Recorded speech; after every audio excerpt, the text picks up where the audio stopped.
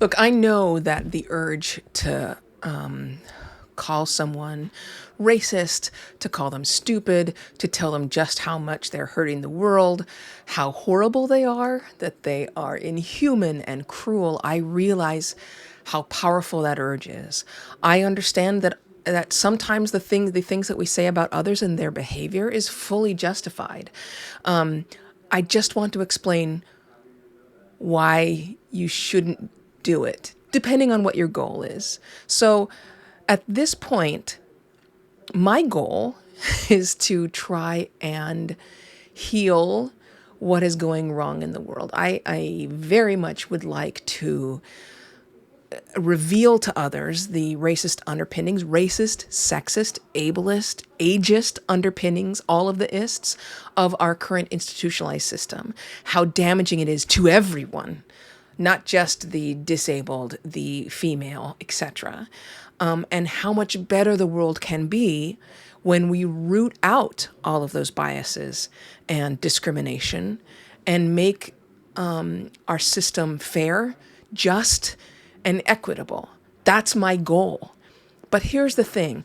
The reason I have this above my head is because in my book, and others as well, I profile a number of people who have been converted after joining hate groups, in one case being raised within a hate group, and interviewing them and finding out what it was that convinced them to leave the hate behind. And in every case, it was never because somebody shamed them or berated them hard enough. No one ever was called a horrible person and stupid and a moron and an idiot and awful, and then went home and was like, you know what, that's right. They're right. I am awful. I should change my ways. So if your goal is to change the world, to change other people's minds, that kind of behavior feels really good. I get it. I absolutely do. I'm not condemning it. I'm just saying that it won't help you achieve your goal. And the reason for this is because belonging for human beings, for Homo sapiens, is a survival skill. Belonging is, I cannot say this enough, it is the strongest need we have. It is on par with food, shelter, and water. And when human beings, when Homo sapiens are isolated, their lives shorten. So for us, the threat of being excluded, the threat of being isolated is an existential threat.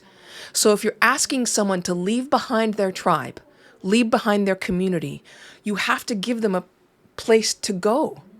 You can't say to them, I want you to turn away from all of the people who are telling you that DEI is terrible and that everyone who's not a white male is a diversity hire. I want you to turn away from them. But by the way, you're awful and you can't come here. So you're on your own. That's why berating people doesn't work. You have to say to them, these behaviors and the things that the choices you're making are hurtful.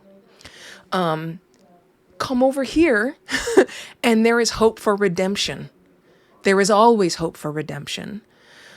So, as you move forward, as you walk through the world, try to weigh in the moment what it is that you need more. Do you need the release of telling someone that they're wrong and cruel?